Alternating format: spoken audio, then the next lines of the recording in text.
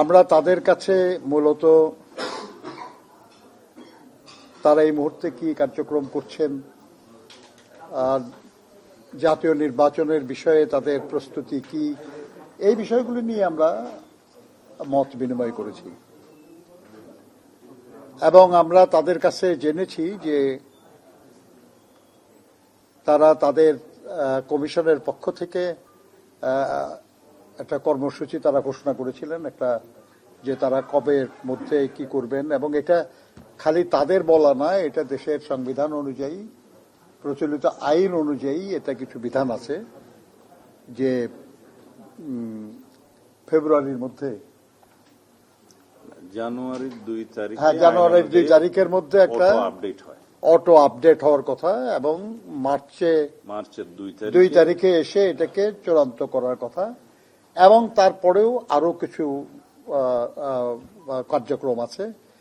এই কার্যক্রম তারা পরিচালনা করেছেন এবং তারা যেটুকু আমরা জানলাম আর কি, যে প্রায় 30 লক্ষ নতুন ভোটার আগামী দিনে যুক্ত হবে। এগুলো তালিকায় বাদ পড়েছিল, তাদেরকে ভোটার আগে করা হয় নাই, তারা হবে। আর এই সময় যে তালিকাটা করা হলো, এখানে নতুন যারা আর হবে এরা হলো বাদ পড়া, আর নতুন যেগুলেন সেগুলেন কিন্তু এখন ভোটার হবে না। এটা 18 বছর হবে আগামী বছর 1 ফেব্রুয়ারি, 1 জানুয়ারি থেকে 18 বছর হবে। কাজে ওটা হিসাবে না, হিসাব হলো যে বাদ পড়া ছিল প্রায় 30 লক্ষ ভোটার তালিকায় যুক্ত হবে। আবার এর মধ্যে আপনার 15 লক্ষের মতো বাদ পড়ে যাবে, কারণ তারা মারা গেছে, মৃত। তাহলে আলটিমেটলি প্রায় 15 লক্ষের মতো ভোটার বিদ্যমান যে তালিকা ছিল ওই তালিকায় অ্যাড হওয়ার কথা আর কি, আরো বাড়বে। তবে এটা আরো কিছু বাড়ার সম্ভাবনা আছে, এই কারণে যে আপনারা জানেন যে তারা নতুন মারা গেছে যে তালিকা, এই তালিকাটা তারা করেছে ইউনিয়ন পরিষদের যে মৃত ব্যক্তিদের যে রেজিস্ট্রেশন তার ভিত্তিতে। আমরা সবাই জানি যে আমাদের দেশে বহু জায়গায় বহু মানুষ তারা মরার পরে ইউনিয়ন পরিষদের রেজিস্ট্রেশন করে না, অর্থাৎ ইউনিয়ন পরিষদের রেজিস্ট্রেশনে তাদের নাম নাই, কিন্তু আসলে মারা গেছে তারা। এগুলো অনুসন্ধান করার কাজ চলতেছে। তো এইসব মিলে তারা আমাদের কাছে মনে হয়েছে তাদের কথায় যে আগামী মে মাস জুন মাসের মধ্যে তারা পরিপূর্ণভাবে প্রস্তুত হবেন voter list, updated voter list দিয়ে নির্বাচন অনুষ্ঠানের বিষয়ে।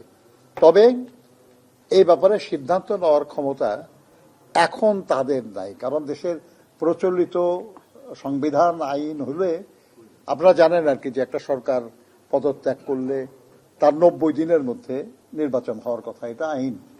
কিন্তু এখন তো ঠিক ওই আইনে দেশ চলছে না, তাই না? তো এই মুহূর্তে তাহলে পলিটিক্যাল কনসেনসাসের ভিত্তিতে সরকারের তরফ থেকে অনুরোধ হতে হবে এবং তার ভিত্তিতে নির্বাচন কমিশন নির্বাচন অনুষ্ঠান করবেন। তবে আমরা এতটুকু বুঝেছি আর কি, যে যদি মে মাস জুন মাসের মধ্যে লেটেস্ট যদি পূর্ণ প্রস্তুতি তাদের থাকে, তাহলে প্রাসঙ্গিক আরো কোনো প্রবলেম থাকলে সেটা দূর করে খুব দ্রুতই জাতীয় নির্বাচন অনুষ্ঠান সম্ভব। ধন্যবাদ আপনাদের।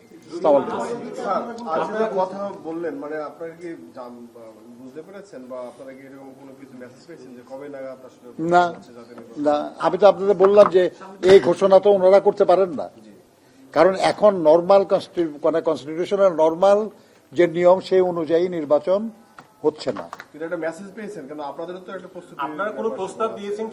না, আমরা এ ব্যাপারে কোনো প্রস্তাব দেওয়ার কিছু না। আমরা বলেছি আমরা তো এটা এনাদের কাছে বলবো না। এটা যেহেতু এই নির্বাচন ঘোষণার দায়িত্ব এখন সরকারের, তারিখ ঘোষণার বা ই করার, মানে কখন হবে এটা বলা, তারপরে শিডিউল ঘোষণা তো তারাই করবে, নির্বাচন কমিশন করবে।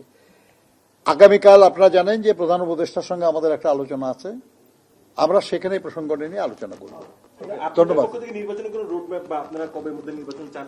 এটা প্রধান উপদেষ্টাকে বলবো। নির্বাচন কমিশন প্রস্তুতি নিয়ে আপনারা সন্তুষ্ট কিনা এখন পর্যন্ত? ওয়েল, আইন অনুযায়ী তাদের যা করার কথা আমরা বুঝতে পারতেছি যে তারা সঠিকভাবে সেটা করছেন। না, মাঝখানে তারা বলছিলেন যে সংস্কার কমিশনের একটা যে দুইটা মিলে তারা অপেক্ষা করতেছিলেন যে সংস্কার কমিশনের ওইখান থেকে কি হয়, আইন হয়ে আসে বা কি বিধি আসে, সেই অনুযায়ী তারা সেটার জন্য তারা ব্যাপারটা হচ্ছে সংস্কার কমিশন যে সুপারিশ করবে সেই সুপারিশ নিয়ে স্টেক হোল্ডারদের সঙ্গে সরকার আলোচনা করবে, কইরা যে সিদ্ধান্ত হবে সেই সিদ্ধান্তের আলোকে যদি আইনের পরিবর্তন হয় বা বিধানের পরিবর্তন হয়, নির্বাচন কমিশনকে সেটা মানতে হবে।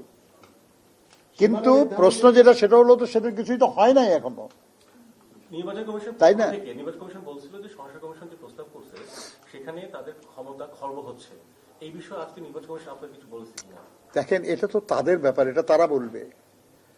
আমরাও যদি মনে করি যে কোন সংস্কার কমিশনের কোন প্রস্তাব সুষ্ঠু নির্বাচনের পথে অন্তরায়, ওটা তো নির্বাচন কমিশন কেন, আমরাও বাধা দেব। কিন্তু এই বিষয়টা তাদের সঙ্গে আলাপের কিছু না, এটা তো কোনো কোলাবোরেশনের ব্যাপার না। এটা তাদের মতামত তারা বলবে, আমাদের মতামত আমরা বলবো। ধন্যবাদ আপনাদের। সীমানা বন্ধ নির্ধারণ চলো।